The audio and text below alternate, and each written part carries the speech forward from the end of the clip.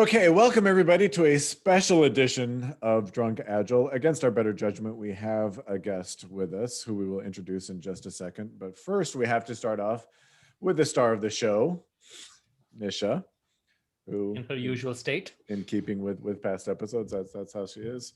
Yogi Bear of Agile, can you introduce yourself? Prateek Singh. And with us is the one, the only Greg Boswell. If you don't know who Greg Boswell is, you will by the end of this episode, and you will be sorry that you did. So, and one slight correction: I'm not the only. There's another Greg Boswell, and I occasionally get his email. I don't believe that.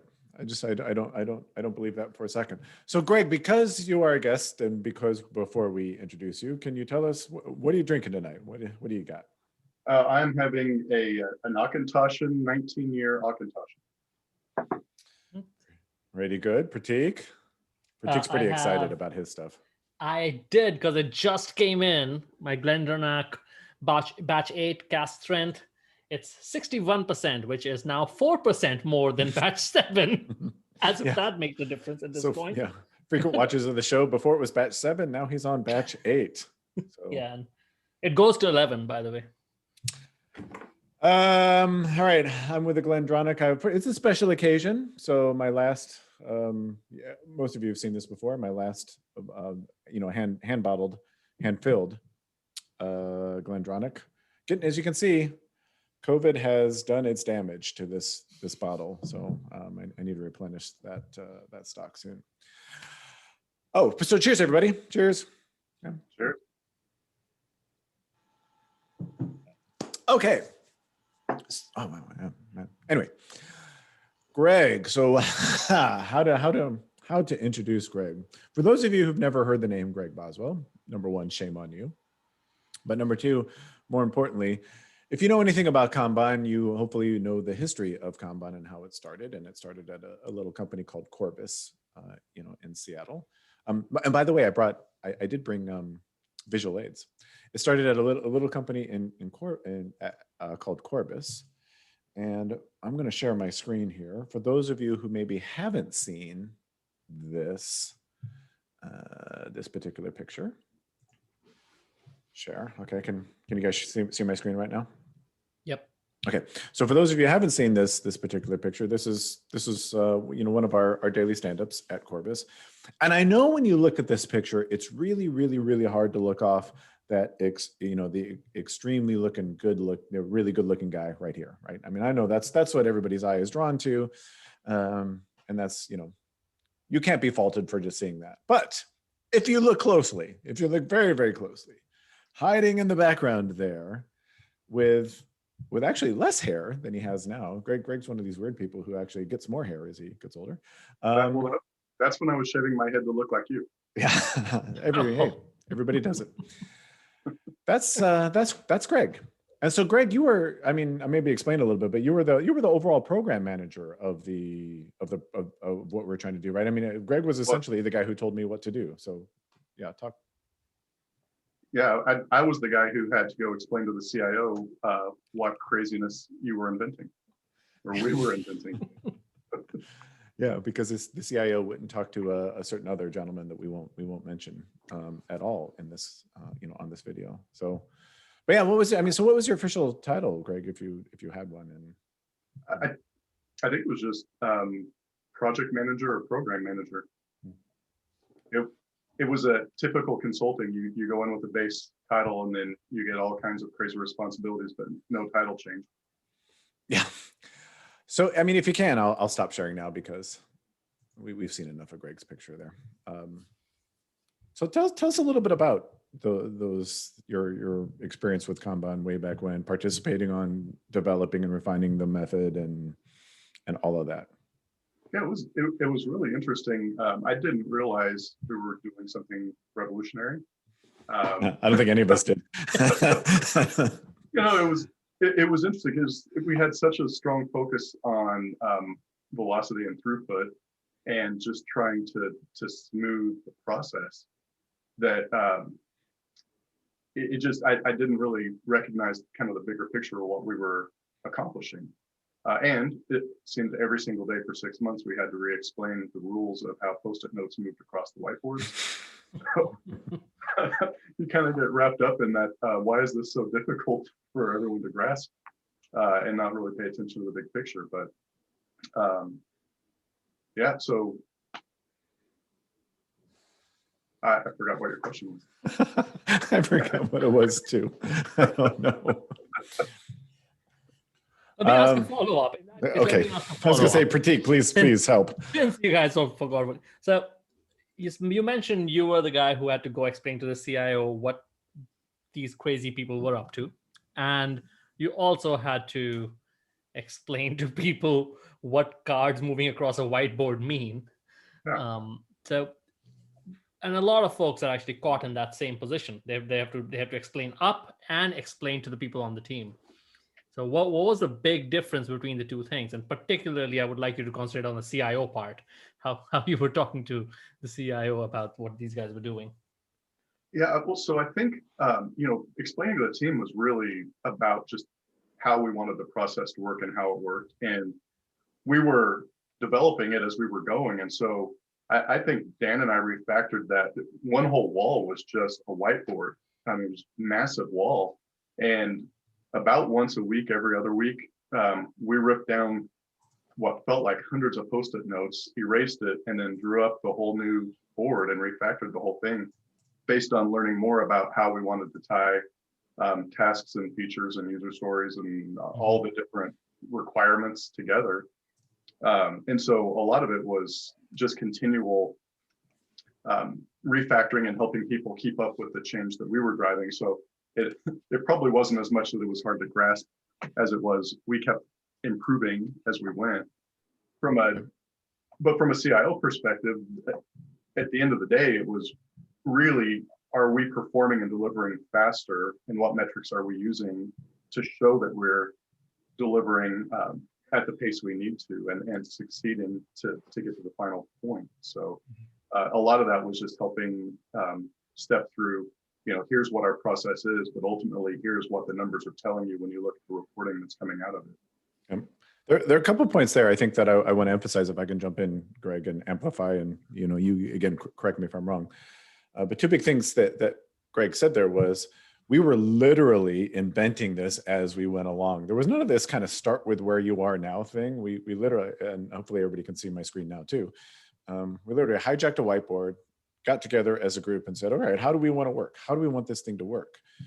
And we'd put it up there. And as Greg said, we'd try it out and some stuff wouldn't work. And so we'd change it, right? And some stuff wouldn't work there. So we changed it again. And these weren't small changes, right? They were kind of big, drastic, improvements, in order to get where we needed to be. So this whole idea of start with where you are now and pursue these just kind of small incremental changes, that was nowhere near the first kind of Kanban implementation. Anybody who's involved with that would know that. Well, and I think an important point, we were blending. It was a little bit of a hybrid. I think we were moving, or they were moving from more of a traditional waterfall delivery methodology into Agile. So a lot of what we were doing was balancing this idea of requirements and having to have a requirement fully baked before you could do anything, to getting a requirement defined enough that the team could dig in and break it down into task level detail and keep things moving. So we had to continually invent and try to figure out how do we show progression of work while requirements were actually still being finalized and approved. Yeah, because these green tickets here, if hopefully they show up as green tickets on everybody's screen, these were essentially huge requirements documents. I remember one of these we cracked open, it was like 250 pages or something. I mean, and they were used, the analysts, and it was not their fault. That's just how they'd always done it. They were used to producing these big specs, right? These big, huge upfront specs. And as Greg was saying, we wanted to get to a way where we could actually make some progress without having all 250 pages fully formed, because we knew the second that we started working on it, things were going to change. But yeah, I'll just pick on one thing. I've seen this picture so many times. I've shown it in classes so many times. I think this is the first time I've noticed the eraser at the bottom of it. And as you has mentioned, that you were literally tearing this thing down and building it up every couple of weeks. Yeah, I mean that was God. that was pretty much Greg and I. We would stay late. I remember Greg. We would pick Yeah. a night, and we would like, okay, let's just stay late and let's redo the board based on the feedback that we got from the team, based on some things that have been happening in stand-ups. We'd be like, okay, well let's rework it because I think this is actually I want to say this is the third iteration. This is definitely not the first view of the board that we came up with. This is maybe the second, but I think it's probably the third and maybe even the fourth, view of the board that we came up with for this. Yeah, and it certainly wasn't the last. Absolutely not. Yeah. Yep. Yeah. So I guess what else about did the CIO know what we were doing? Because I actually know what, I've never really talked to you about this. Really, did the CIO even know what we were doing or care or? Yeah, so it was interesting that the picture you showed earlier, there were a lot of people in the room. I think one important thing to note, the way our stand-ups work, there were a lot of people in the room in that picture, but there were a lot of people that were missing based on where the camera was in that room. I think what did we have in those daily stand-ups? Like between 30 and 50 people? Yeah. I was going to say, I think we topped out between 50 and 60 at our highest. We were somewhere between 50 and 60. Yeah. So, part of that conversation with the CIO was helping the leaders understand how to read the board. So it actually, by the end of the year, got pretty simple because they knew how to walk up, look at the board and see exactly what was happening in the project. And so I still put together reporting and status pieces, but they were at a different level. There were times where the leaders would come by while we were all standing out in the hallway, gathered around that Kanban board. They would just stand there and listen and look at the board, and they were able to track what we were doing and where we were delivering, which was huge. I completely, again, I'm with Prateek. I've shown this picture so many times. I'd completely forgotten that aspect. I almost never got interrupted when we were running this project. Yeah. Almost never got interrupted for status. So, Dan, what's going on? They knew to go to the board and they could see what was happening. Yeah, the types of status I was reporting were really more around major issues, blockages. Stuff we had to escalate, right? Yeah, it was basically escalation conversations versus general status reporting. So I got really spoiled. Actually, the place he didn't get spoiled is Greg and I actually shared an office. And maybe when we have a few whiskeys in us, we can talk about some of those. I'm sorry, Greg. Yeah, we've all been there. It's awful.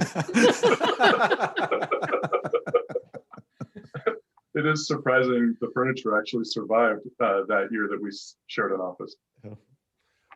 Maybe later we can swap some Dan sharing office horror stories. Yes, okay. Wouldn't that be fun for everyone if we did that? But I know, particularly, I know if you want to talk about, because you did something similar to this, with your team, and then remember we tried it at Ultimate at that higher portfolio level. Yeah, we did something very similar. At least at the team level with the team I was running, we would essentially go, okay, that's not working. Let's change this. Now we're seeing a problem here. Let's change this. We did that quite a few times, and essentially, I don't remember reporting status to my director and VP. In any case, our VP would show up every month to kind of sit in a review and kind of see what we delivered, but they almost never asked for status. I don't know if my product counterparts were asked for that or not, but at the same time, I think, Dan, how was it 3 years ago, 4 years ago? We put up a big portfolio board for this, what was it at that point? About 3,000 people org. Ish, yeah. Certainly, what was it? 30 teams or whatever. 30 teams, yeah. And we put up a big board, which, well, actually, it was 3 panels of the board repeated that showed the progress of every feature that was active in the development org. I might have a picture of that too, if you can keep talking and keep people busy while I try to find that. Well, it was blue and it had cards on it. Shut up. But what was cool about it was just as Greg, as you were mentioning, our VP and the directors would literally gather around that big board and have like a stand-up to kind of go, hey, what looks overloaded? Do we need to move people around? Do we need to shut some features down? What do we need to do in order to in order to keep things flowing, which area looks overloaded. Or walk right in and look at the blocker notes. Yeah, or the blocker notes. They know Yeah, immediately or they need to dig in. yeah, we had I think we had 2 or 3 kinds of blocker stickies that kind of stood out to go, this is what's causing the blocker as well. So they could easily, yeah. So yeah, here's the picture that Prateek was Yeah. talking about, and interesting how they're fairly similar, right? I mean, there's not. I mean, if you were to dig in, there's not too much different here, too much new here. Yeah, you can see those blocker notes. I mean, they're one says oversize, which means this something has gotten way too big to figure out, and that's one of our managers actually updating the board as he stands there. So. Yep. Amir, so what else? What are some other, Greg, from the early days of Kanban, curiosities of Kanban that you can remember? So my most vivid memory is you and I working to come to agreement on flow and slack time. So you were adamant that if something was blocked, it was better to let a developer sit and wait for it to be unblocked versus passing more work along. And coming from a long history of traditional project management and time optimization, I was adamant that was the dumbest thing I've ever heard. And it turns out it wasn't. You kept talking about other topics and proved that there is dumber stuff I could hear. But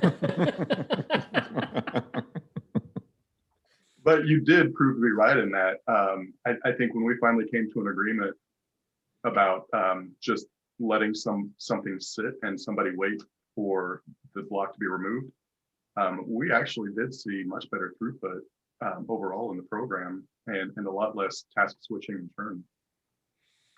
Yeah, and that was, I remember, because that was those are harder conversations, not necessarily with you, but with the people who were blocked, because their instinct too was to go pick up some. I can switch again, but I don't know if anybody. I'll show it. I hate to call him out because he's just such a good guy, but I'm not really calling him out. But I'm gonna share the. Actually, no, I don't want to show. Oops, not that one. I want the actual full-sized presentation view. Somebody else should be showing these pictures and not me. But I promise I have a good point. I promise. So if we go here, okay. Classic example of what Greg was talking about. It's hard to see, but these little orange tickets have everybody's name on it. And so one of the things that Greg was talking about, one of the ways that we limited or tried to limit work in progress was everybody only had 2 of these little orange tickets. And you were only ever allowed to have your name on 2 tickets. And Greg, if I remember, you were the keeper of the orange sticky pad, weren't you, or somebody was? Somebody. Yeah, actually. I don't remember that being me, but because I would have been selling them. Okay, you're right. That couldn't have been you. That was yeah. That's a fox guard in the hen house. Yeah, okay. It definitely wasn't you. But anyway, Sandy here, like, and Sandy was a really good friend of mine. Really great guy. Just really great guy. But he was one of these. He went and he found orange stickies because he didn't like the idea that he could only work on 1 or 2 things at a time. So he went and he found orange stickies, and in a later picture of the board, you'll see Sandy's name on like 7 things, because I remember walking out and seeing that and going, what the what? So it wasn't just trying to get Greg on board with this stuff. It was actually getting the team itself. They didn't understand.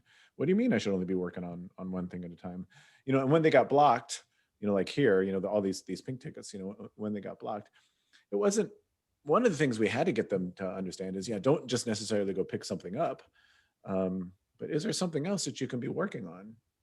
Because it is better. I mean, it's better for you to sit there and do nothing than to actually pick up something new and try to work on that. But I think it came out in the end. I think we've said this on this podcast multiple times. A lot of this stuff is unintuitive to the point of being counterintuitive. And that's why, Greg, you rightly assumed that Dan was just being stupid. Fair assumption. But Sure. in that case, yeah, it's just because it's counterintuitive to most of us. Our immediate reaction is, where can I find orange stickies?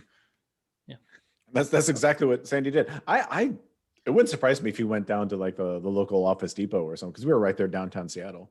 That if you went to Office Depot and bought some of those orange stickies to be able to start putting his name up. I forget. Maybe it was Darren. It must have been Darren then who was the keeper of the Oh, I bet it was. Yeah. Might have been him. We got to have shout out to Darren Davis. We got to have him on. He's in that picture too, but yeah, cheers to Darren. But we can't, I don't know. I don't think we can show Greg and Darren in the same, I think the universe would explode if we did that. Matter and antimatter. Yeah. So what else? I mean, what else was, people want the nuggets about the early days of Kanban. What other shocking revelations can you give us, Greg? Yeah, so I think another thing that was really interesting, I found really interesting through the course of the thing, we always say if you can't measure it, you can't manage it. And so early on, we were totally focused on velocity and burn down. And so in order to make the numbers look better, the features and tasks were getting defined smaller and smaller. So every single month when the reporting was produced, we were just skyrocketing in our throughput. And yet at the end of the month, there was nothing more to show than there was prior. And so that took a little while to work through as well, and actually start figuring out how do we break the work down into appropriate sized nuggets. Prateek, I know you have a lot to say about that, and then I want to come back and make a point. yeah, it's easy to break stuff down into the right size nuggets, isn't it? Yeah, it takes no practice at all, and it's just natural for us to do it. Yeah, especially as developers. Yeah, it's natural. We'll just do it.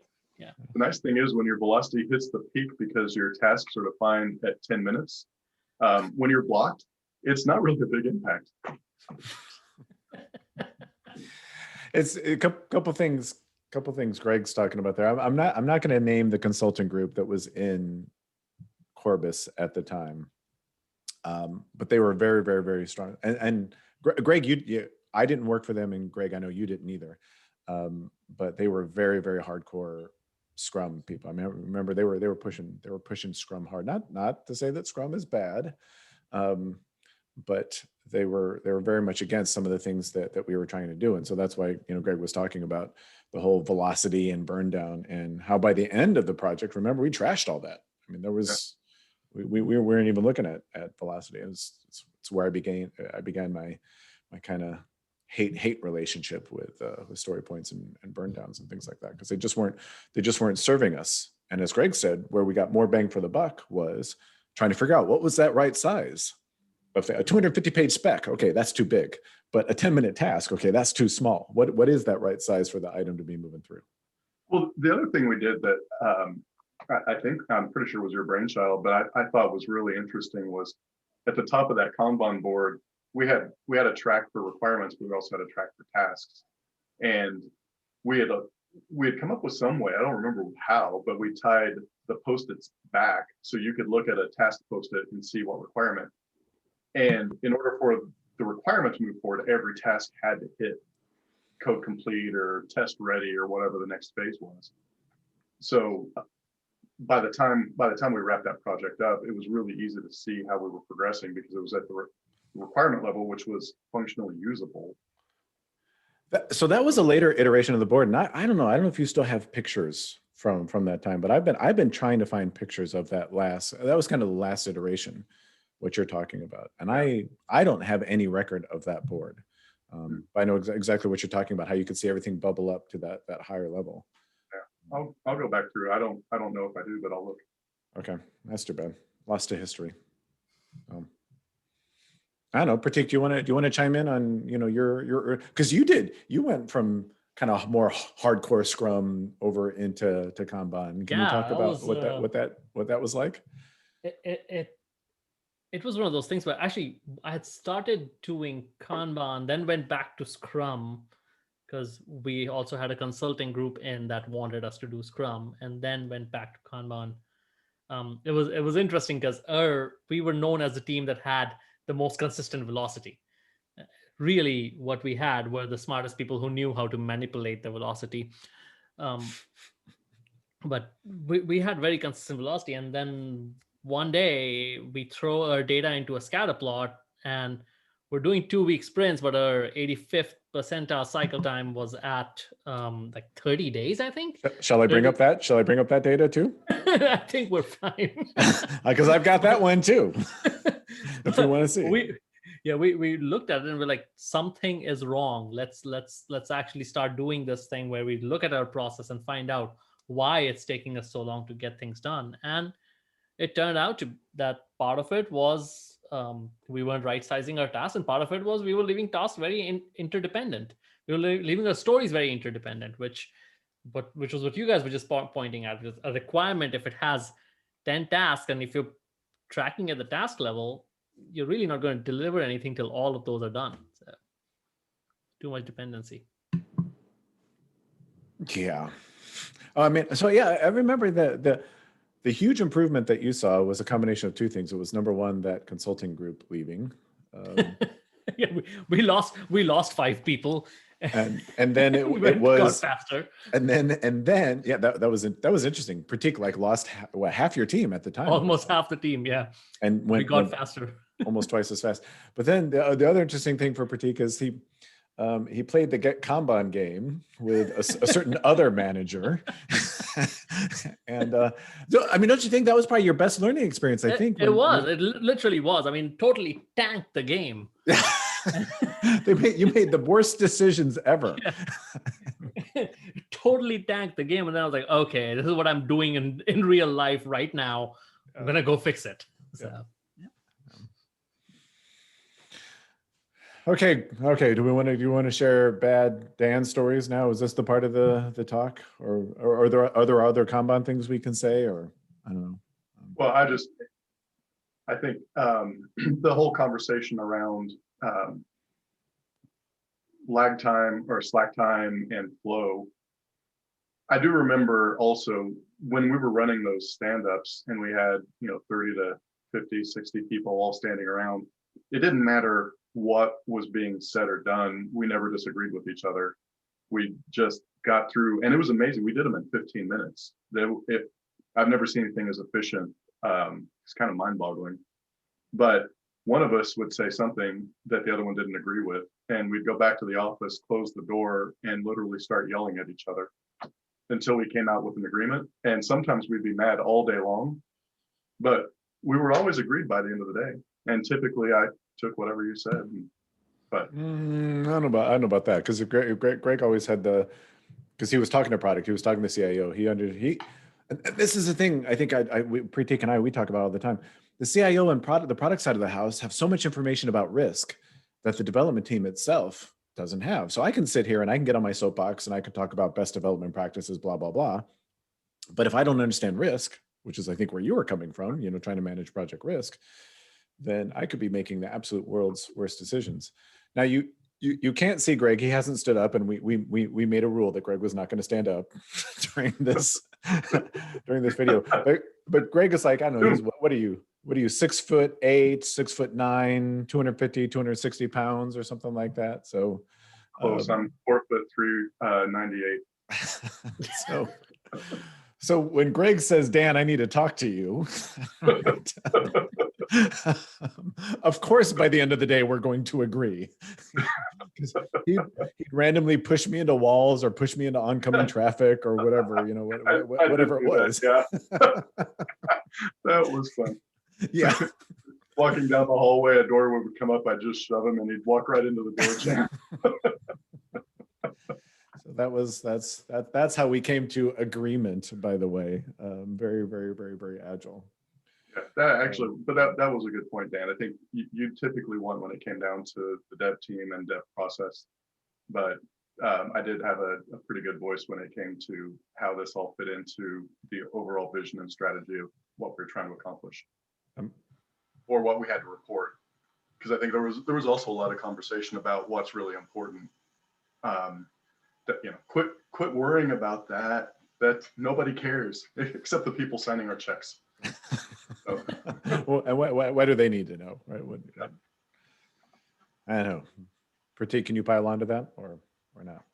Oh, I mean, I would just say whenever Dan and I had disagreements, we'd just settle them over FIFA and Scotch. So Or I bets. don't know. Remember we had the bet. We would literally make bets.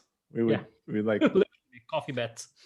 well, and dollar. Didn't we have? Remember we had the bet tracker and Bet tracker on. That's we had about what? what's that? That's about what? Just How about just random stuff? Stupid. Who's Yes. right about what? Yeah. And if I remember correctly, I think I finished what 7-0, 9-0, or something like that. I don't. We should have a picture of that. Let's call Yeah, Adam. we should He have a knows. picture of that because He knows. I don't think you're just like your math. I think your memory is also pretty faulty. That's true. Whenever I have a math problem, I call Prateek. 2 o'clock in the morning, 3 o'clock in the morning. Hey, if you've got a bag of red beads and blue beads. But anyway, I don't know. I think, thinking back to that, I think we had defined every work item as no more than 2 days. You're close. You're close. We defined it no more than 5 days, but what you're talking about is we talked about it after 2 days. It's like if it's not done by 2 days, then something's wrong, and we want to talk about it. That's Yeah. So thinking about that, 50 people all gathered around the board with 2-day deliverables and still able to talk about it in 15 minutes. It was really something. That was. Sorry, go ahead. That was just unique. I've never been part of anything that efficient.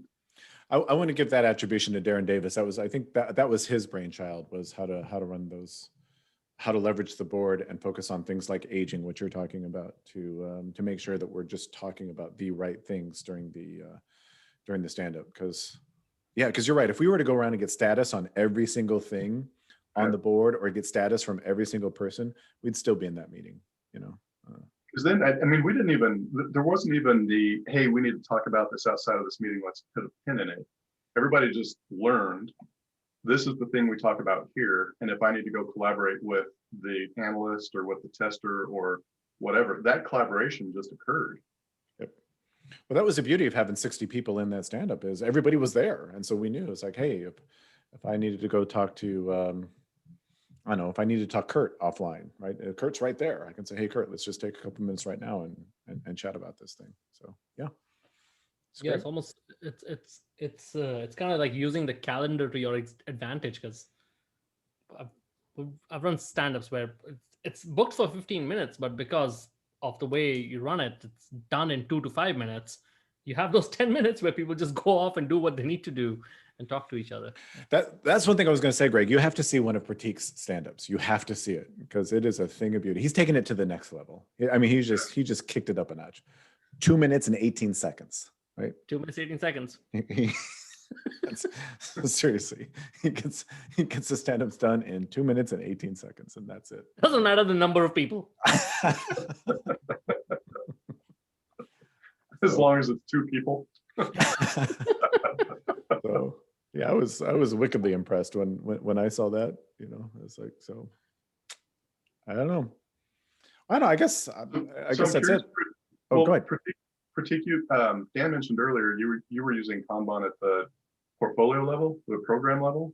Yeah, we set up a Kanban board at the portfolio level, and the idea was for our VP and his directs to get around that at least once a week, to go through and see if things were getting overloaded somewhere, oversized, blocked, all the things that a team would see on a daily basis, and our managers would update it.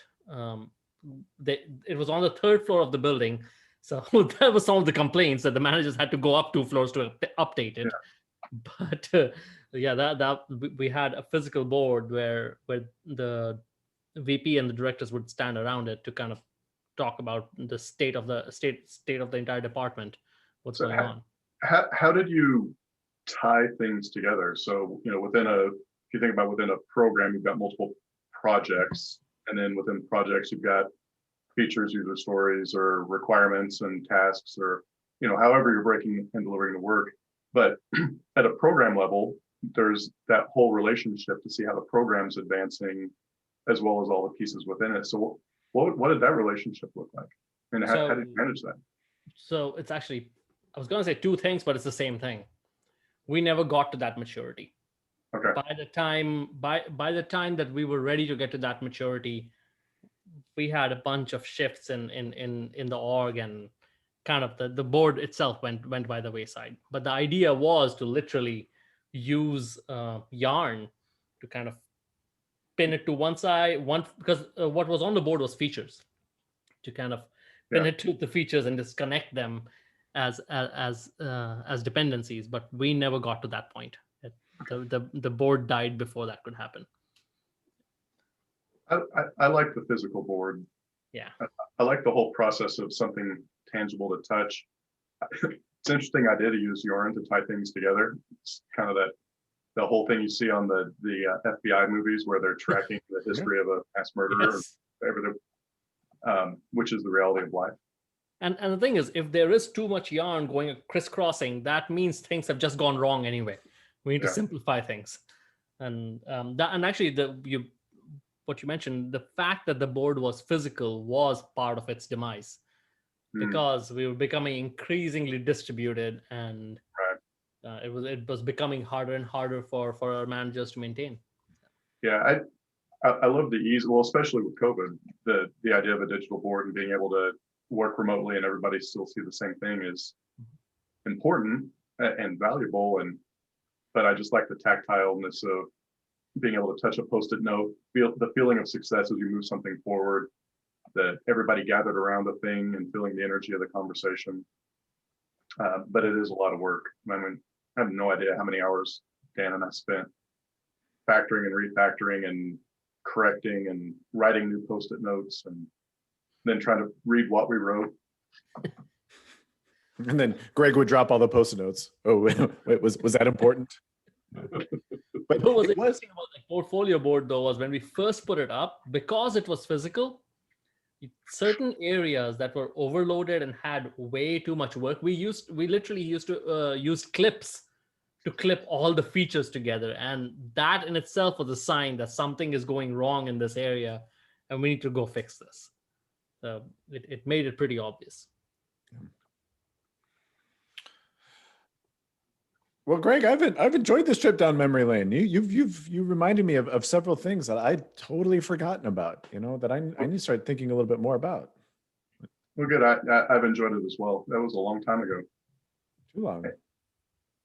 And it's just amazing to think, like I said, at the time we were doing it, I didn't realize we were necessarily doing something new, because like you said, there was a mix of Scrum, there was a mix of moving from waterfall to Agile. We had some Scrum type reporting and some new reporting. And so it just felt like we were just trying to figure out how to deliver the work and organize the work and track the work and know what we were doing and do it efficiently. So yeah, really didn't realize that we were on the precipice of something that was going to become so broadly used. Well, and again, kind of a big shout out to Darren Davis and his team, the sustainability team. I don't know if you remember, Greg. Remember the sustainment engineering had been doing this for a while, and then they were like, okay, well, it works so well in sustainment. They said, well, let's try it with all our project work, and that's when you and I were brought in to say, okay, if we want to transition this flow stuff from sustainment to project, how does that work? And so that's why we were with Darren, quite literally, building the bicycle while we wrote it. I guess figuratively there. It's figuratively, not literally. But this was about 11, 12 years ago. Was it more than that? 15, 14 years. Yeah, 14 years ago. 14 years, yeah. And it's still, what's amazing for me is still people struggle to see how this thing that works nicely for sustainability can work for project work. Yeah. Well, the other amazing thing is Dan was still bald way back then.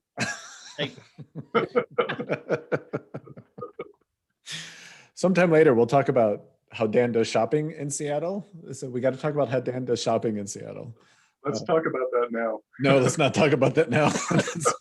And we should also talk about how pissed Dan gets when he starts losing in FIFA. Oh yeah, because you're Mr. Happy Fun Time guy when you're losing. Right? I never threw my controller at the TV. I think you did once, not at the Yeah, I did. TV, but you threw it down. Yeah, I did throw it down.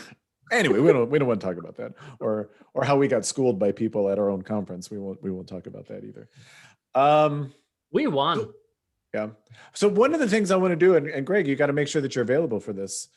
I was hoping to do it this year, but it looks like it'll probably be next year. Is, I want to have a kind of a Kanban get together. It's kind of getting everybody back together because we've launched prokanban.org. It's this kind of re-energizing of the community, and things like that. And so, the people that were there from the beginning, as well as all the new blood that I hope we're getting in, have this kind of global gathering, because there can be only one, right? I actually want to do it in Scotland, or if we can. So hopefully, Greg, you'll be a part of that, and you'll be available, and you can come join us for that. Yeah, just put a board up online so that I can manage my way through it. Buy a ticket, book hotel room, pack bag. Not necessarily in that order, though. As long as they all get done. Yeah. Okay, so with that, there's Nisha there in the background. Nisha, thanks for She sticking. woke up in the middle. She at some point did, because she moved. We have the Yogi Bear of Agile, of course, Prateek Singh. Greg, can't say thank you enough for taking the time out to join us. I hope you stay warm in Kansas City there. I know it's probably not too much fun to be there in KC right now. It's always fun to be in Kansas City. Yeah.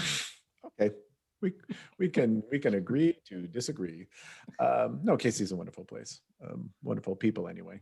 I guess I should say it's wonderful people. I don't know about a wonderful place. So with that, thank you everybody for watching, and we will see you in the next episode. Bye, everybody. Bye.